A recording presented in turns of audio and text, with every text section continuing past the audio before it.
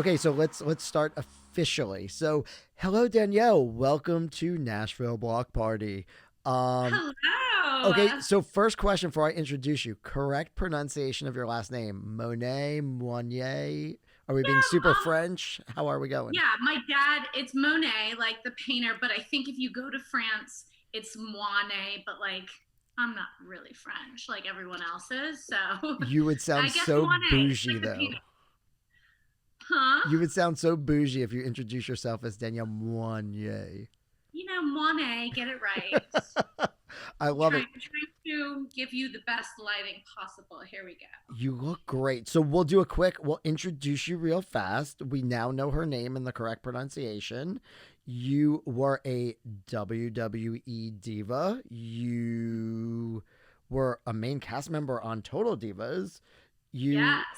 I didn't know this until I made sure I had the facts right, but an American football player, is Wikipedia right? We need to talk about this. Yeah. Actress, Are we model. already filming We are, right now? we are, we are, we are like just flying by the seat of our pants.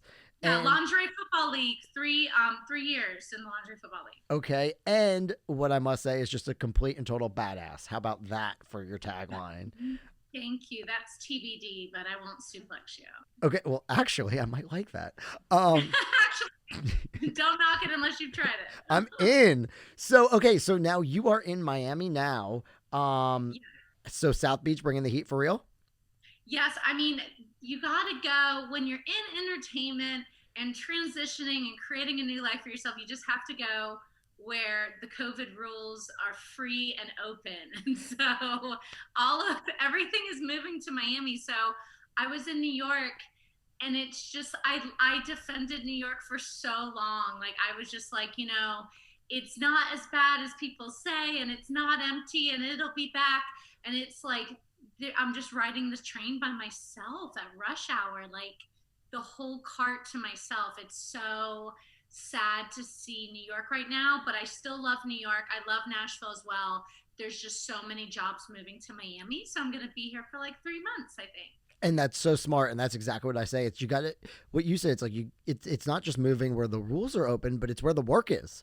For And sure. you Yeah, follow and the like even work. like and even from like LA and I know Chicago, like a lot of people are moving down here. The weather's so much better, and job wise, I've just been booking a little more down here. So it's like might as well come, and it's driving distance to Nashville. I mean, not really driving distance, but I just did the drive. So I did 14 and a half hours from New York to Nashville, and I had 2 nights in Nashville, which when you own a home, you don't really like you have if you go home for a day you're like fixing the home and buying things and Right. like doing and so I had that full day and I switched out my winter jackets for my bikinis and then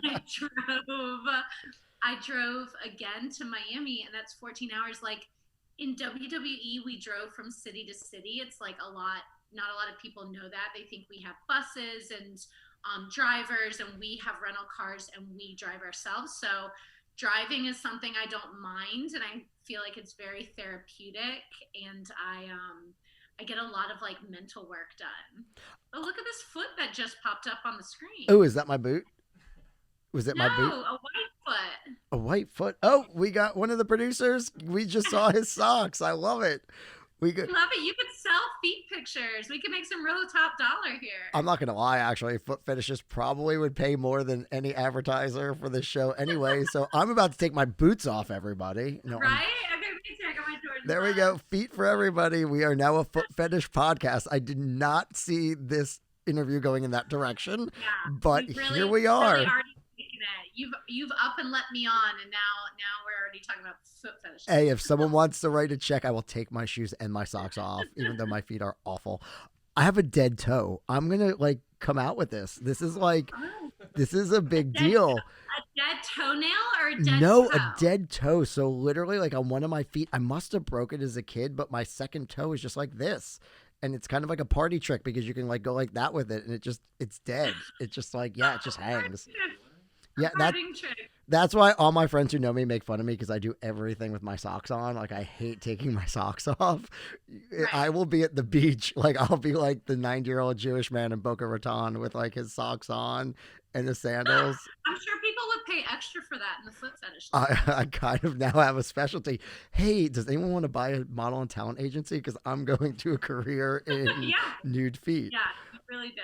Okay, so Do you feel like there's more work like in Nashville and like the South right now, entertainment wise, than like New York and stuff? yes, it's actually funny when you were talking about following the work. I will say, for the agency, we have offices in Denver and Nashville, and because of that, we kind of cover everywhere in between. We've booked talent in. I think we have someone booking in Texas next week. That'll be our 19th state since the pandemic started, where we've Wow. direct booked talent for jobs. Most of them are within driving distance of like Nashville because there's so many cities.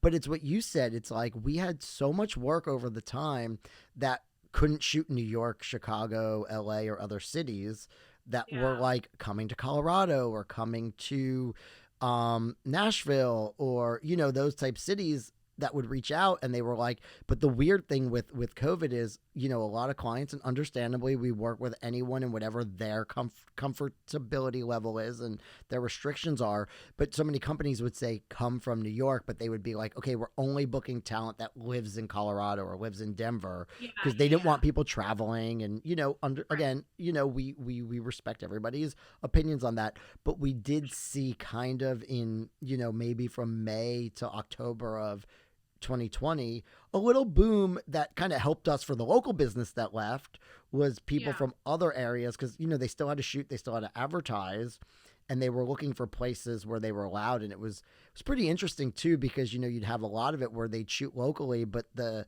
not maybe not the director, but a lot of the ad agency executives and some of the people behind the scenes were on Zoom and not on set because they were in New York or California.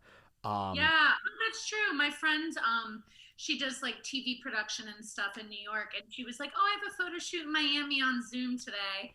And I was like, "What do you mean?" And she's like, "Yeah, I mean, I have to be on set and I have to like creatively direct it, but I'm in New York." And I'm like, "That is crazy." But it also like I think it opens up like this whole new world that we've never been able to do yet, especially like in fitness and personal training. yep. Like I remember like training on FaceTime at the beginning of the pandemic when I was in Nashville, and I was like, "Oh, I do not want to do this. Like, I am so not motivated to be on FaceTime."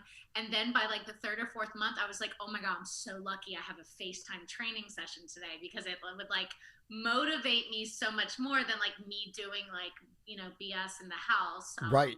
So it's kind of like giving people this new way, or even like in acting classes or voice lessons or whatever it is, like maybe people that wanted to go virtual before, that they were like, oh no, I'd rather be in person. So now it's opened up this whole lane in space. And then from like an entrepreneur standpoint, creating apps that are virtual. Like I'm actually developing 2 apps right now, and it's like stuff that like I never thought people would be okay with doing virtual, and now it's I guess the new normal. So like we'll get into like other stuff, but I think a lot of personal training people are like, oh, I don't have to go to the gym, or like I don't have to train clients at my gym, I can train them at home, why not? It's almost like a little lazier too, Yep. but But it's an easier way to make money, I guess. and I heard someone say yesterday a really good point. Podcasts are also become better because of COVID because people who Yeah. never listened to or watched podcasts before watching TV, a lot of the interviews and a lot of the news, people are in boxes on screens on Zoom because they're not in studio. So it's actually Yeah. training people who have never been in the podcast space before to watch podcasts. And it's not weird that we're doing this from you in Miami and me Yeah. here because it's like them watching the news or the Today Show or whatever because people are in Yeah. boxes now. It's like become now. I will say, soon as COVID is over officially, I never want to see another Zoom again. As I much as I know. love Don't you seeing your wish you had like, face, I'd rather oh fly my to God, Miami. I know. I wish I had like stock in Zoom, or like I what's know. the other one, like Spaces, or I can't Yes. remember.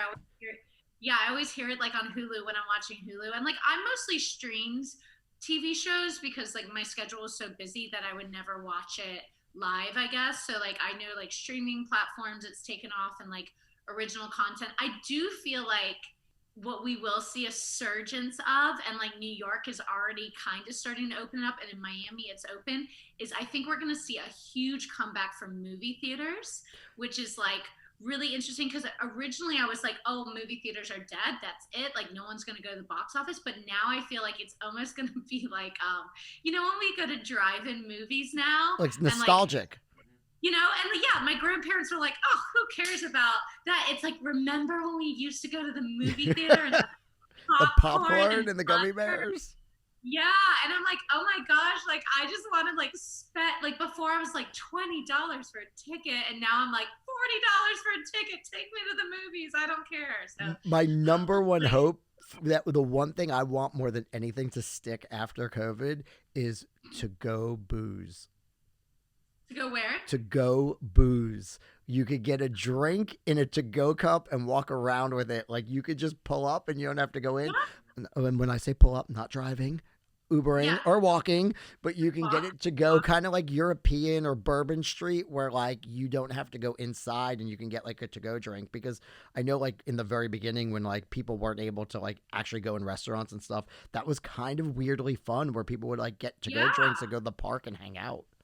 Well, in phase 2 on Broadway, they did that, right? Yep. Like they had to-go cups. I remember like we were walking around probably like I guess May, and I was like, oh wow, like they're letting people have drinks outside of like Tootsie's or like whatever it was, and it was kind of interesting because it was a little Bourbon Street, and I was like, man, I remember in college if you stepped off of the sidewalk onto the street, you get a ticket. Yes. From like the undercover cops. So I was like, oh, that's interesting that they're doing that. So.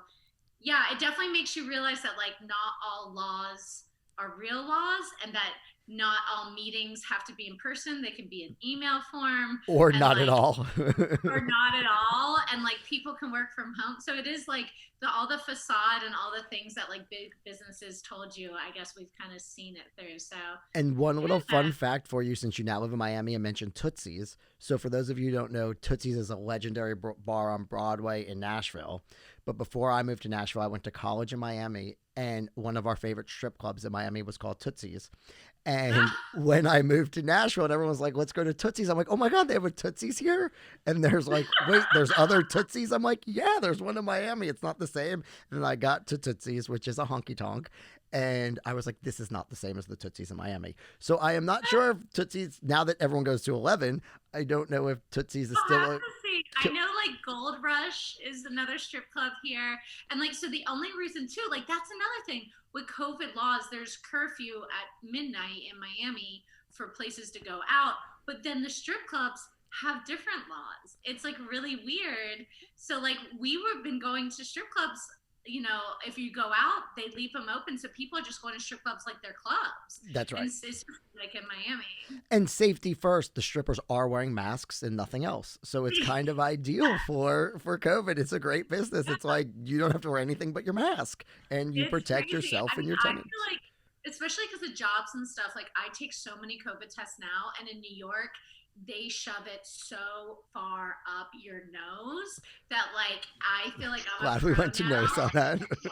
Your nose. That now I feel like I'm a pro at the COVID test, especially because like for every job that you do, yes, for everybody has to get COVID tests before they get to set, when they get to set. Yeah. 20 minutes on set, then like during lunch, another COVID test. It's like, but it's nice. Like, for sure. And like social media wise, like at the beginning I wouldn't post it, but now like whatever brands I'm posting for, I usually post, like I went with Vital Proteins to I love those parts, and it was like really cool. But of course I was like, man, they were taking such amazing precautions for us. Like we had to do the PCR test 4 days before, then we had to do a rapid 24 hours before. And I was like, wow, I'm really like impressed by the company. So I posted it, and it got really good feedback. And it's weird because like on social media sometimes you don't post that. I don't know why. So like I even just got a test yesterday down here, and I don't have a job, but I was like, I just want to make sure I'm clean. I just drove through like 5 states. Maybe I should. And so I just swabbed it. But it's interesting, I guess, protocol and like what you have to handle with an agency. Yes. I can't imagine. It's been a lot, and it's been the crazy thing is, like, you always cross your fingers that obviously you don't want someone to test positive because clearly you want them to just be healthy, and that's the most important reason. But then from a business standpoint, a lot of times they have to get tested the day before, the morning of, and you might have to scramble and replace them if they test positive, so one, you're worried about their health, and then number two, and listen, we work with some older people and some people that care for people at risk, so it is, like you said, nice, and everybody kind of has a different level of how deep they go into, but every company we've worked with has been really kind of on the ball and treated the talent really well, and really taken good care, and and the way we work as an agency is simple. We've always said to all the talent, if you're comfortable working, we're going to do everything we can to get you work. If you're not comfortable working, tell us when you're ready and we'll put you back in the mix. No hard feelings, no judgment, because like everything else going on, that everybody has their own levels, and that's a good thing. But I want to get into some fun stuff because I think people want to know about. So how many years did you spend in the WWE? This always is just so kind of interesting to me because it just is badass 101. So I had a really good run with WWE because I was there 6 years, which is like super solid, especially for women. I think a lot of times with women, with our bodies handling all of the impact and pressure and things we go through as an athlete, like our necks and joints are just smaller, and then also like babies and families, like it's hard to be a father on the road, but it's definitely hard to be I do not have kids, so I don't know why I went down this route, but it's really hard for like women to like have babies and like have the kids at the home and leave it. Usually the men leave their family on the road, they go on the road, they come home, the bills are paid, the laundry's done. For women, we have to go home, we have to pay our, bills, do our laundry, see the kids, or just not date. It's hard. What man wants their girlfriend on the road 300 days a year? Like, that's not a real relationship. And then we got to get our hair done and our tan and our whole thing. So I always said like harder for women, I think. But yeah, so I was 6 years. I was in school, wrestling school for about a year and a half, which is extremely quick. Because I knew nothing before wrestling. Some wrestlers come from independent wrestling and they already know a bunch of stuff and they get thrown in and you learn like a WWE style. From me, I never ran a rope, did a lock up with a girl at the beginning. Like, I was starting from scratch. So a year and a half, you for sure don't know a lot to get in a ring and like not hurt someone, so the importance of going to school is when you suplex a girl and you have her over your head, you can drop her on her head and kill her and break her neck. So it's like, don't want to do that. We don't want that. And so you need to know how you both do the dance to help each other and protect each other while making it also look really vicious and really good. And of course things happen, everyone has crazy injuries. I stopped because of my neck injuries and stuff, but at the end of the day, you want it safe and you want it in a good capacity. But it was my dream. It was like my biggest dream that I always wanted to do. I wanted to be a wrestler since I was young. So it's pretty crazy to think that like I did it. So real fast before we go on to the next question, what was your name in the WWE so people can kind of put it with your real name? So my name was Summer Rae. I look completely different. I had blonde hair. I'm naturally blonde. So my red is new.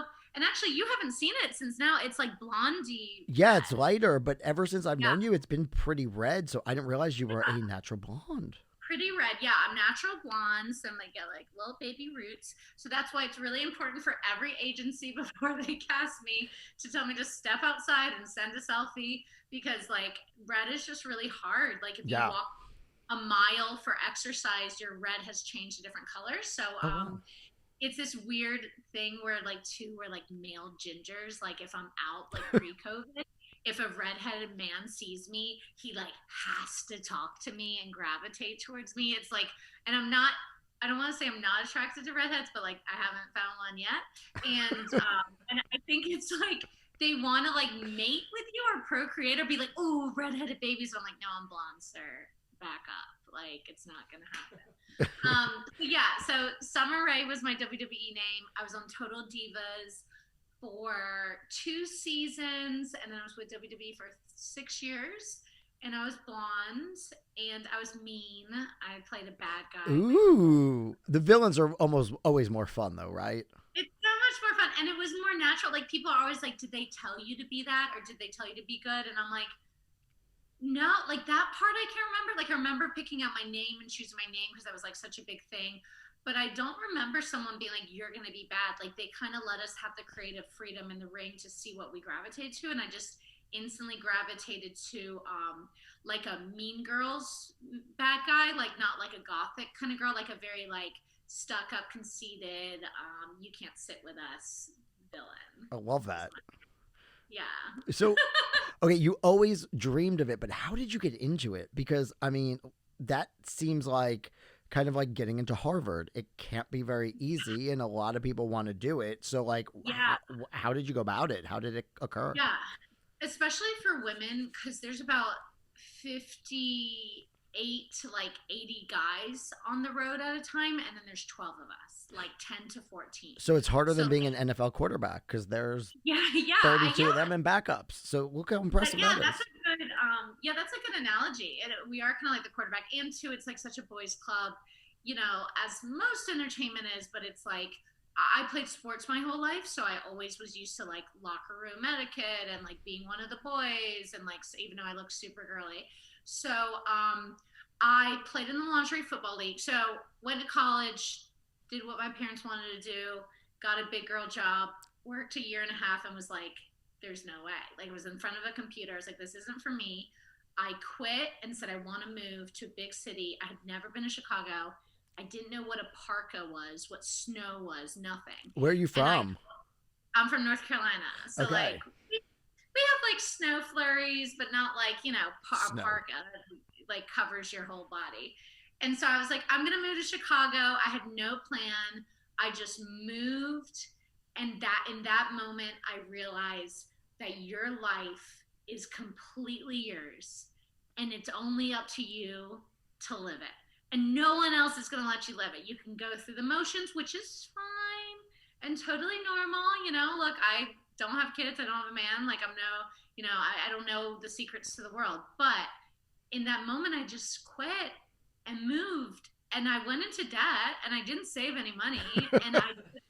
But in my head, it was just so like, every time I see the Chicago skyline, it just like reminds me of like new rebirth. Like, you can do it. You can do anything you want. Because when I moved there, I was like, okay, I don't know what I'm going to do. I worked at Nordstrom, doing like retail at Christmas. I worked at like a club, and then I worked at which club? Tavern on Rush. I also worked at Tavern on Rush. I hung out with Vince Vaughn there one night. Oh my gosh, Vince would come in all the time. Literally like the highlight of my life. Like, it was back in the day, and we were there, and in strolls Vince Vaughn, and he just hung out with us, and he was like the nicest guy, and he was literally like his character. Nice. He would come in all the time with the guy from what is Kings of Comedy. A lot of people came in there. A lot of like athletes too, like, you know, hockey players, baseball players, because they all stay across the street. So I worked there like 3 years. The money was really good there. And then I just did a bunch of things where I didn't sleep and I hustled. But like, I love that. That was like my first taste of like the big city. And that's when I started playing in the Lingerie Football League. We were the first game of the year. We played at the Sears Center out in the suburbs. And then I don't just do things. Like, I'm not just part of the club. When I do things, I have to like do the whole thing. Extra. So I became the captain of the team. I became the commercial. We shot this like teaser pilot thing, and it ended up being like the commercial they aired in like every single arena where the NFL was playing. Therefore, all the girls hated me, and they all wanted to tackle me on the first play. Like, the ball would run right, and I played left corner, and like 2 girls would come and take me out. Like, to the point where it was so obvious. And I was very, very thin then. Like, I'm very in shape, but I'm tall and lanky then. And it was probably one of the dumbest things I've ever done, because as far as like health insurance and stuff, I think there was like maybe like $500 worth of like an ambulance ride was covered. And then they were like, have fun. So after 3 seasons of that, I was like, you know what, if I'm going to do this, I want to do, if I'm going to get hurt, I want to do what I want to do, which is wrestle and be a WWE diva. But I think I was just scared to fail, honestly. Like, I didn't know, like you said, I didn't know how to get into it. I would Google it late at night. Now there's a whole school down in Orlando, excuse me. I trained in Tampa, called NXT. Triple H has put together this whole thing. It's like NFL Combine. They've spent millions of dollars with like cold pools and 7 rings. When I did it, it was like the sweat from the boys were in the ring from the class before you, and you would get in there and like we would get MRSA, and you would have to like not come to like class for 3 weeks if you got MRSA, which is like, you know, like skin disease, like from the mats and stuff. Sexy. But I love that because it means no girl was doing it just to be famous. Like, you definitely had to like bust your ass, you know, to do it. So I was working for Marvel at a Comic-Con in Chicago. I was like a booth babe. And one of the girls came back and was like, oh my gosh, some WWF guy is here. And I was like, WWE? It's not WWF. Yeah, that's so 1987. That's like Hillbilly Gym days and Iron Sheik. Yeah. See my knowledge? I know. I had all the action figures when I was a kid in the rink, and we would like Junkyard Dog and Hulk Hogan, and we'd play them against each other. Wait. I found this picture the other day of Hulk Hogan and I. Ooh. And I'm blonde, and we were doing tribute to the troops. I have it right here. You probably had the same haircut. Well, minus the bald on top. And look, I was blonde. Oh my God. That is awesome. Yes. Isn't it so funny? And then this was when we visited the troops, and these are little kids and me and Hulk. Oh my God, adorable. Isn't that so? That's amazing. Like, isn't that weird? Like, I'd eat lunch with Hulk Hogan, and then Undertaker would walk by, and then Triple H is my boss. Like, that's not real life. No. So, like, now that I'm out in the real world and people, like, have issues with things or stuff, I feel like I'm so grounded in reality because my life was so weird for 6 years. Like, it was so awful, you know? So anyways, Comic-Con, met some of the people that work there. They gave me their email address, and I really sat down with, like, we have gossip websites, we have all this stuff for wrestling, and I sat down and read the good, the bad, the ugly for like a month. And I was like, you know what, I want to do it. And I bought tickets, drove 4 hours with my sister, went to Monday Night Raw. And I remember sitting in the front row at Monday Night Raw watching a girl that I'm now friends with, Kelly. Her name's Barbie. She lives in California. And I remember watching it, and I remember going, I can do that. And not only can I do that, I can do it better than her. And I felt like this overwhelming confidence in my body from like every athlete I talk to always says that. They're always like, I'm very much like resonate with like stunt men and women and like athletes and stuff, because we have these like wild dreams where you have to like put everything into one basket to get, maybe like, you know, complete what you're going to do for 1% of like the population. And it's this like delusional optimism that you have to have. And I don't think anyone can teach you it. I think it's like you're either born with it or you're not. And so I love it for me sometimes, but I also hate it for me sometimes because like I don't let me take the easy road on a lot of things. Like when I feel it inside of me, I'm like, oh my God, shut up. Like, let's just like go do this and like have a normal life. And then I like feel this in me and I'm like, no, I want to do 9 different things and move to Miami and do all this stuff. And I'm like, you know. That's awesome though. But that is so true that like it basically tenacity and just going for something. And it's like, I mean, the worst that could happen is someone says no, but you know, you didn't let it and you got after something. Always says that. My mom has always said that to me. I said that to someone, the person's house I'm at right now. I said that to him last night. He was like talking about something. And I said, what's the worst that can happen? Someone says no. And my mom and dad always told me that. That's so funny you said that. My mom and dad always told me that growing up. And I think it's so important. It's so true. Many people are scared of that. I mean, I wish I practiced it in my own life because I'm so afraid of people saying no that I don't. But good for you for listening to my advice and your mom's advice. I just wish I could listen to it. But yeah, you know, it's pretty, I mean, that's just amazing. So tell us, like, what is, like, big, great anecdote, like some cool, funny story from your time in the WWE that like still makes you laugh, or that people would Um, find interesting without giving any secrets away. yeah. So I guess like for me, so I was one of when a girl goes on the road, you are definitely initiated. I don't want to say haze because like they don't like physically, but you're definitely picked on and Sure. tested and like the whole thing.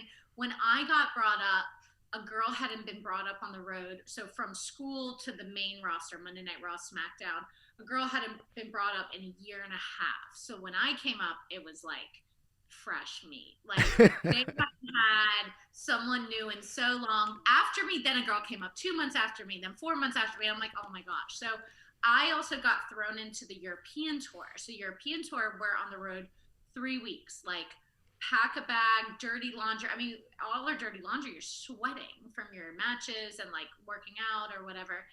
So I remember I was thrown up. We are on charter buses overseas because you don't want to turn left on a one-way Oh street. God, I won't drive in Europe. I'm scared. Yeah, they don't let you drive in Europe. So we're on the bus and everything. And I remember all the boys would make fun of me because I was eating really healthy because I'm like, I just got on the main roster. I got to have my abs. And I like packed tuna and rice cakes, and they like feed you pizza and fried chicken every night. It's the weirdest thing because we all have to be in spandex and look They should be our feeding you best. kale. They feed you pizza in Europe, like, and beer, and like, so a lot of the people are away from their families, and we're on a bus, so you drink because no one's driving, and plus Yeah. our bodies hurt so bad by like 10. We usually don't wrestle 10 to 14 days in a row, but European tour, you have to work a show every night. So it's like by the time you get on the bus, you're like, my neck hurts, give me 5 beers, or whatever, especially the boys.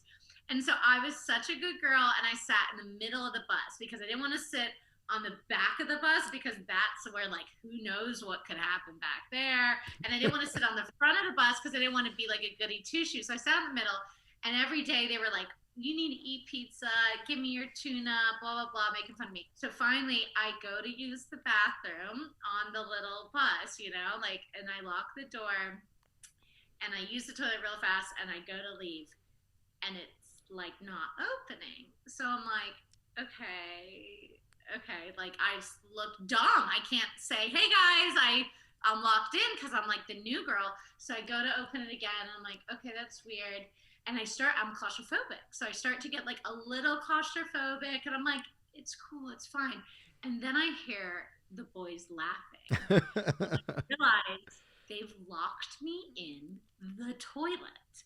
And I'm like, hey, I can't get out, blah, blah. And I hear this one person, Jack Swagger. I'll call him out. Go ahead and call him out. Jack Swagger. Jack, are you listening? On a bus. He still wrestles with another company. And I'm like, hey, I can't. And they're all laughing. They're like, oh, well, you got to find your way out. And in my head, I thought, okay, a man, unless they're getting a reaction out of me, like, why would they continue to do it? So I stopped beating on the door, and I was sweating profusely. And then they finally opened it up, and I walked out of it, and they're all laughing. And I was like, oh, hi, you guys are so funny. The Big Show. Do you know who the Big Show is? Of course. Yeah. So then the Big Show comes up to me, and he's like, Summer. And I was like, what? Afterwards, we're like going up to the hotel room. He goes, tomorrow you sit with us. And I said, okay. And because they're so big, they can't physically fit in the seat. They have to physically fit. He's lost tons of weight now, but sit at the front. And I go, okay. And I sit at the front. When I got on the bus the next day, I had to be early because I was new. You can't be late and all these rules. He goes, come sit next to me. It was him and Kane. You know Kane. Wow, yes, of course. Glenn, which by the way, Glenn now has it has an office he runs for office in Tennessee. Yes, he's in East or West Tennessee. I mean, that narrows it down. It's I can't remember, one or the other. There's not really North or South he's Tennessee. He's not the governor, right? But he's city council or yeah, something. He's something. He might even be a mayor or something. But yes, I did hear about this. Yes, that's so cool. Because in my head, And so I became close with Glenn, where I'm like, oh, if I ever get a speeding ticket in Tennessee, I'll know who to call. Text him. And so we sat at the front, and this guy, Zeb, he was like an older man, and they taught me how to play gin rummy. Gin Older man game. rummy, and we're like eating like goldfish, like old, like not the Big Show's old, but Zeb was a little older. And he goes, you sit with us. And Zeb was like Zeb's like late 60s, but he looks really old, like maybe 70s. And he goes, you sit with us, because then they know that you're not effing any of us. And I was like, oh. And I go, okay. And he goes, and it keeps you out of trouble. And he goes, unless you want to go start effing with one of the boys. I go, no, I don't want it. They're like my brothers. Like, I'm not. And I had a boyfriend at the time too. I was like, no. And you don't want to have sex with your brother. Yeah, no, not at all. And so it was just so funny. So I went from getting locked into the bathroom to becoming best friends with the Big Show and Kane and Zeb, and I learned how to play a mean hand of gin rummy. So now that advice is really good, since I'll never be in the WWE, but I could end up in prison. That's exactly what I'm going to do, so I make sure I have protection. Yeah, so find the oldest, like, ugliest person and be like, not that they're ugly, but and be like, hey, this is my prison man. Lock me in the bathroom and I will be cool about it, and then you be my friend and protect me. And just don't tell everybody I had the runs. Those bathrooms are so small, like Kane and the Big Show couldn't fit in those bathrooms in the charter buses, so we would have to pull over every couple hours on the drives, and they would have to go into the gas stations and use the toilet. Oh, okay. Well, that's just stuff you never think of because you're not 500 pounds, 7'2". No, I'm exactly the opposite. Although some days I feel 500 pounds, I'm definitely not 7 feet. I'm half of that. So, okay, one thing we love to talk about here, big travel place, big travel guy. I love Europe. I'm like Europe obsessed. The first thing I'm going to do when we are allowed to go international again is go to Europe. When you were on that tour, what's your favorite city in Europe? And like, where's your favorite place? What was your favorite place to go there? And what'd you like about it? Yeah, so my favorite place that I went with WWE, I guess, because my favorite place I went to Europe is not the place I went to with WWE, but my favorite place I travel with WWE is either South Africa, Cape Town, which was like really amazing, but also usually we're in and out, so like you don't get to enjoy it very much. But yeah, so like usually you fly in the same day, but with South Africa they let us have 2 shows in Cape Town, and we came in the night before, so that was really nice. And it was like such a time difference too that you're like dying, like you're just like, and then you have to wrestle and you're half asleep. It's actually like really dangerous because you could like really hurt yourself or whatever. But South Africa was amazing, and the school, that NXT school that I was in, that I talked about, our show for there was bigger than Monday Night Raw, so I was actually like way more famous than like a lot of the other guys. So that was like really weird because I was at the beginning of my career where everyone like loved me in South Africa. So that was really fun. And then I also went to India with South Africa with WWE. Oh, wow. That's definitely somewhere like I would never go on my own, and like it's really, really, really dangerous for women, and also like me being blonde, it was really dangerous when I went. But we had security, and they would wait. There was only 2 of us girls that were there on the tour, and they would wait for we'd wait for them to get off, and they took us around. And the culture was just like so rich, and it was so like so different than America. So I loved that. And we hadn't been there in 10 years. Oh, so cool. when we went, they like crowded around the bus and were like pushing on the bus, which my claustrophobia hit in again. So they were like pushing on the bus. So that was like really cool. And then my favorite place I've probably been to that I highly recommend, it was not with WWE, but was Cappadocia, Turkey. Have you God, with the hot air balloons. Yes, so it's the hot air balloon Okay, place. that's on my bucket list. I have not been to Turkey, and it's one of my places. And apparently, even with COVID, you're allowed to go there now. Yeah, so like my friend just did some, well, it's interesting too, because they contacted me and they were like, if you want to come over on like an influencer thing, we can reach out to the like tourism board of Turkey and like get you a pass. And I was like, it was like a couple months ago, I was like, I'm gonna pass on the international travel for right now, but like apparently you can go, so I may call me in a couple of months and I'm in. I know. I was like, actually hit me up next summer. So if you ever want to go there, I have like an amazing, or anyone else that's Yes. listening, I have really great a group, like a couple that can take you around, and it's like Cappadocia is very, very safe. Istanbul was like, big city. You definitely had to watch yourself. I was blonde at the time too, so it was like stood out like a sore thumb. But Cappadocia was very safe. The only thing though, a pro tip for Cappadocia is that with the hot air balloons, and if you don't know what Mark and I are talking about, just Google Cappadocia and you'll see all these hot air balloons. I think I've posted on at Chewy's Travel Tips. Again, that's at Chewy's Travel Tips, my travel page. Plug. Oh, yeah. Go ahead. There we go. Okay, great. So, yeah. So if the hot air balloons don't go up a lot because of the wind, so it has to be like a perfect day with little to no wind or rain. So when we were there, the day we were supposed to go up, our thing got canceled. No balloons that day. We're like, okay, fine. And they said, we'll take you the next day. Well, the next day it was the same, or it was foggy or something.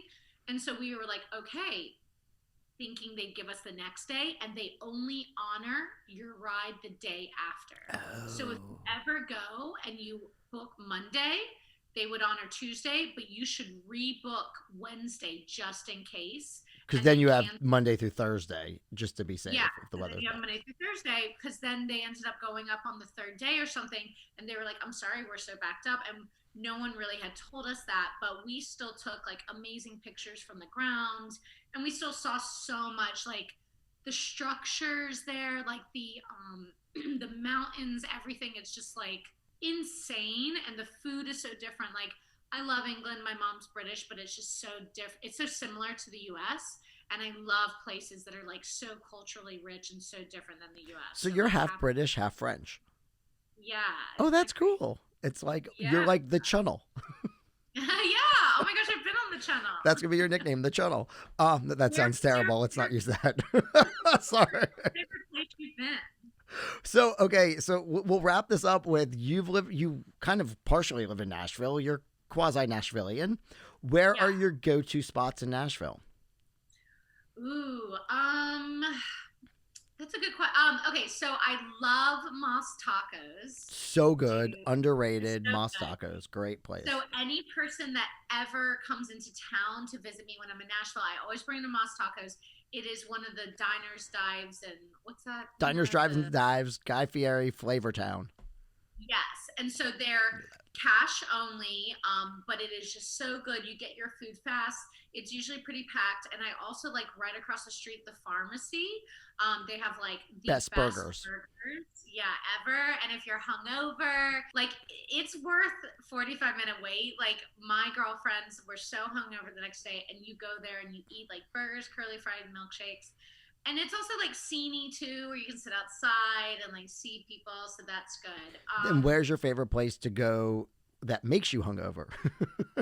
Yeah, that's a good place. That's a good question. I really like that place. Oh, it's so, I don't know if it's like so touristy, but in East Nashville, what's the place that has all of the cool like palm tree wallpaper? Oh, no, Flamingo's in not Flamingo. Is it Attaboy or? No, Attaboy's really good though. Attaboy's great. Urban Cowboy, I love. I'm trying to think of. But Attaboy's hard to get into. Really hard. You gotta like knock and. Oh, Pearl Diver. Pearl Diver. Yeah, so like I think that's fun because like, well, unless you want to go to Broadway and just like do it to it, which if my girlfriends are in town, we'll do that. But like Pearl Diver's fun for me because it's like a music scene, and there's like a lot of my friends are like in like punk rock bands or rock bands that live in East, and I like to be in East. And East so, Nashville, it's great. East Nashville is it's a good time. Attaboy's fun. I just never know how to get in really because it's like they only let a certain amount of people in. Yeah, and you got to like knock on the door, and it's like it's very, very hipster, very cool, very like, yes. Yeah. And then I like the Thompson. I like the top of the Thompson. I mean, that's so like, I guess it's like so done, but I like it because like no one's like spilling things on your shoes, and it's like a beautiful view. And you could dress a little bit nicer than like, jeans and a t-shirt, and it's great for Instagram pictures.